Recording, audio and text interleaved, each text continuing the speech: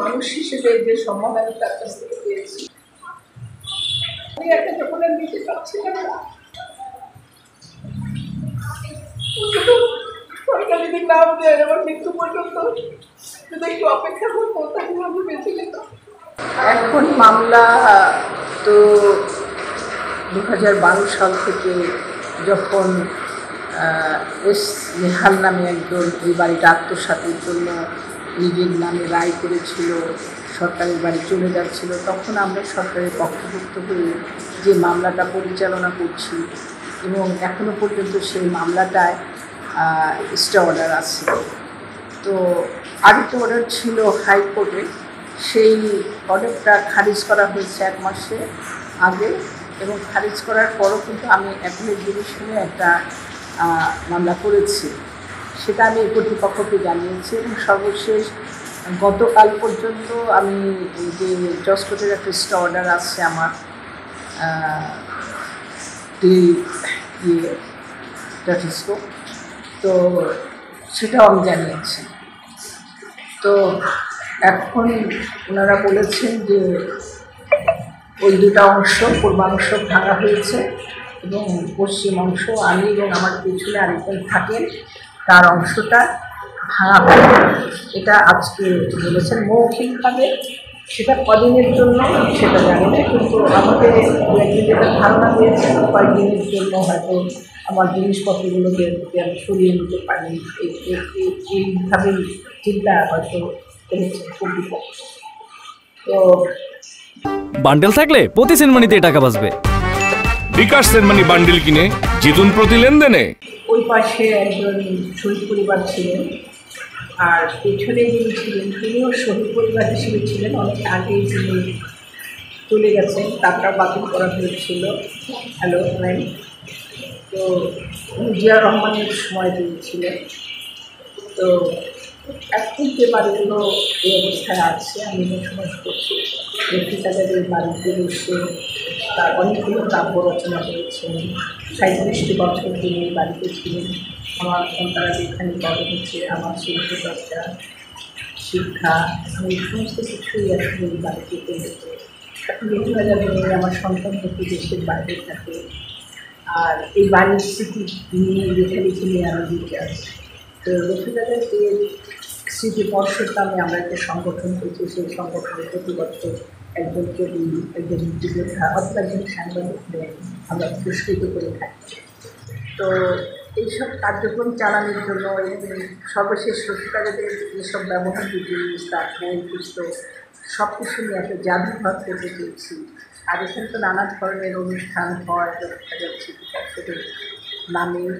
তো সব কিছু মিলেই আমি অনেকদিন থেকে সরকারের কাছে কিন্তু আবেদন করছি যে এই জায়গাটুকু, মানে আমি যেটুকুর মধ্যে বাস করি সেটুকু জায়গা যেন রেফিকাদের স্মৃতি পর্ষদের নামে দেওয়া হয়, তাহলে আমি একটা স্মৃতি জাদুঘর বানাতে পারি, একটা লাইব্রেরি বানিয়ে দিয়ে গেলাম তাদের উপস্থিত। এটুকু আমি এ পর্যন্ত অনেকবার এই আবেদনটি করেছি। এখন বর্তমান সরকার যদি করে দেয় আমি খুব কৃতজ্ঞ থাকবো। আর এর মধ্যে আমার পাশের দুটো অংশ, পশ্চিম অংশ আজকে বলবিটা দিয়ে ভাঙা হয়েছে। আমাদের মৌখিকভাবে বলা হয়েছে যে আমাদের আপাতত ভাঙা হচ্ছে না, কিন্তু কয়দিনের জন্য সেটাও আমরা জানি না। আর এই যে আসলো, আমাদের কোনো চিঠিপত্র দেওয়া হয়নি যে আপনি চলে যান বা আমরা অনেক তারিখে আসছি, আপনি যদি চলে না যান তাহলে আমরা এত তারিখের মধ্যে চেক করবো, এই ধরনের কোনো চিঠি ব্যক্তিগতভাবে আমরা পাইনি। 2 দিন আগে মাত্র পুলিশ এসে বলছে যে এটা কী হবে, উচ্ছেদ হবে, থানাকে ইনফর্ম করেছে। সেই চিঠি নিয়ে পুলিশ এসে রাত দিনে অনেক এসে ডিস্টার্ব করেছে, যেটা আমার কাছে খুব খারাপ লেগেছে। এবং আমি ঊর্ধ্বতন কর্তৃপক্ষ, বিশেষ করে জাতীয় গৃহায়নে কালকে পর্যন্ত অনেক কথা বলতে বসেছিলাম এর জন্য, চেয়ারম্যানের সাথে দেখা করার জন্য। ওনাকে আমি বললাম যে আমি একজন শিক্ষাবিদ হিসেবে জাতির সর্বোচ্চ সেবা দিতে চেষ্টা করেছি, কিন্তু আমি তো ডিজার্ভ করি না যে রাত 10টায় এসে 9টায় এসে পুলিশ আমাকে ডিস্টার্ব করে। বরং আপনারা আমাকে বলতে পারতেন যে আমাকে কবে বাসাতে ছেড়ে দিতে হবে বা কেন দিতে হবে, বা আপনারা কোনো বিকল্প ব্যবস্থা করতে পারেন কিনা। একজন কবি এবং মুক্তিযোদ্ধা রফিক আজাদ দেশের বসে আছেন প্রধান কবি, বিভিন্ন দেশে তো এসব স্মৃতি তারা দেশের সরকারের উদ্যোগেই গ্রহণ করে থাকে। আর আমি ব্যক্তিগতভাবে চাচ্ছি, তো আপনারা কিছু করতে পারেন না। তো উনি বলেন যে না, আমাদের তো কোনো সুযোগ নেই, এটা করতে পারলে গৃহায়ণ মন্ত্রণালয়ে এটা দায়িত্ব নিতে পারে। তারা চাইলে উপদেষ্টা সচিব আছেন, তারা চাইলে এটা হতে পারে। এটাই বললেন আমাদের সদস্য। আর আজকে যে ধ্বংসযজ্ঞ হলো সেটা দেখেছেন। কয়টার থেকে শুরু হয়েছে? কোনো নোটিশ ছিল না আজকে? না, আমাদের মানে সকালে এসে আপনাদের সাথে কথাও বলেনি, জাস্ট ভাঙা না, শুরু করে? আমার সঙ্গে কথা বলেছে শুধু যে আমার অংশে ধরা হয়, পাশের যে অংশটা তাদের সাথে কথা বলেছে। তো তাদের কথার প্রেক্ষিতে মনে হয় যে তারা কার্যক্রম শুরু করেছে। আজকে কি সম্পূর্ণ মানে গৃহায়ণ কর্তৃপক্ষের লোকজন এসে এটা ভাঙাচোরা? হ্যাঁ, জাতীয় গৃহায়ণে গণভোটের না। কারণ আমরা যেমন অ্যালোটমেন্ট আমি বাসা পেয়েছি, আমার অ্যালোটমেন্ট লেটারের বরাদে আমাকে কিন্তু ওই গণভোটের ইঞ্জিনিয়ার এসে বুঝিয়ে দিয়েছে। আমি যখন সারেন্ডার করবো সরকারি কর্মকর্তা হিসেবে আমাকে তো তার কাছে করতে হবে, আমি কিন্তু ডিজাইনের কাছে করতে পারবো না, করা উচিত হবে না। কিন্তু এটা ওনারা করে নিলে না, সেটা এখন তাদের ব্যাপার, আমি বলতে পারবো না। কিন্তু আমাকে যদি ছেড়ে দিতে বলা হয় তাহলে আমি হয়তো ইয়ে করি, ছেড়ে দিব। ওই যে গণপূর্ত মন্ত্রণালয়ের যে ইঞ্জিনিয়ার থাকেন তাকে আমি আমার কাজটাকে ছেড়ে দিতে পারি। আর যদি বর্তমান সরকার যদি মনে করেন যে না, রফিকাদের স্মৃতির জন্য এই জায়গাটা, এটা সবচেয়ে বেদনাদায়ক হচ্ছে কি, রফিকাদের যখন এই যে নেহাল সাহেবের মালিকানা নিয়ে গেছে শুনলাম আমরা, সে টেনশনে বাঁচে না, আমার বইগুলো এতগুলো বই, আমি কোথায় যাবো কোথায় যাবো। তার জন্য মূলত আমরা আরও দৌড়ঝাঁপ করলাম এবং এই বাড়িতে থেকে সে লড়তে চাইতো না। আমরা অনেকবার চেষ্টা করেছি যে চলে যাবো কিনা, সে এখানেই থাকতে চায়। তো সেটাই দেখলাম যে তার লাশটা এখান থেকে চলে গেছে। এবং এই সরকার যদি নাও দেয়, যদি আমি আমার লাশটা যদি চলে যায়, তারপরে সরকার নিয়ে তো আমাদের কিছু আসে যায় না, কারণ আমার দুজন সন্তান প্রবাসে থাকে, তারা এসে কখনো দাবিটা করবে না কমিটির কাছে এই বাড়িতে। তারা হচ্ছে তাদের নিজেদের মতন করে বাপার স্মৃতি কীভাবে রাখার বা যাতে রাখার। আর এবং প্রতি বছর আমার বড় ছেলে এই বাবার জন্মদিন উপলক্ষে এসে চলে আসছে। এই যে দেয়ালের যে দেয়ালের যেটা দেখলেন কবিতাগুলো মুসলিম, সেটা আমার সন্তানদের আইডিয়া, ওরাই এগুলো পরে সব চলে আসছে।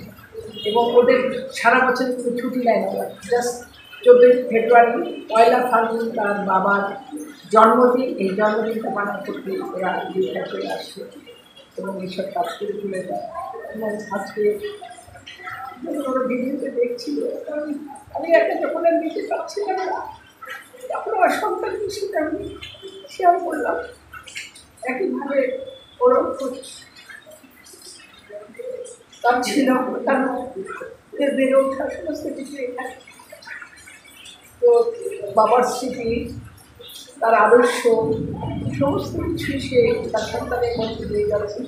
তবে তার আদর্শ বীরত্বে দেশ, শুধু বলতেন যে বাবা তোমরা দেশ দেখবা, দেশ, আমরা দেশটা কিছু করে দিতে পারলাম না, আমরা মুক্তিযুদ্ধ করে দেশকে স্বাধীন করেছিলাম, কিন্তু আমরা কিছু করতে পারি না। ওরা তোমরা ওইভাবে তৈরি হও, তোমাদের কবিতা লেখার দরকার নাই, গল্প লেখার দরকার নেই, তোমরা ওইভাবে তৈরি হয়ে যাও যাতে দেশটা দেখতে পারো, দেশের সেবা করতে পারো।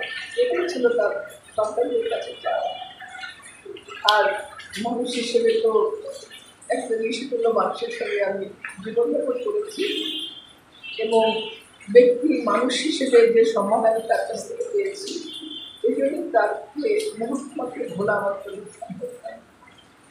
এবং তার স্মৃতি নিয়ে এই ঘরটাকে, তাদের ছবি নিয়ে আমি সবসময় অনুভব করে যাবার সব আছে, সবাইকে নিয়ে আমি আছি।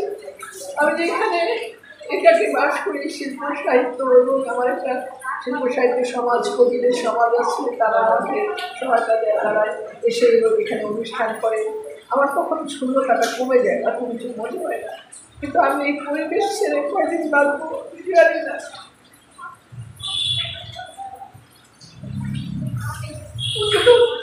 সরকার যদি নাম দেয় আমার মৃত্যু পর্যন্ত যদি একটু অপেক্ষা করতো তাহলে আমি বেঁচে যেতাম।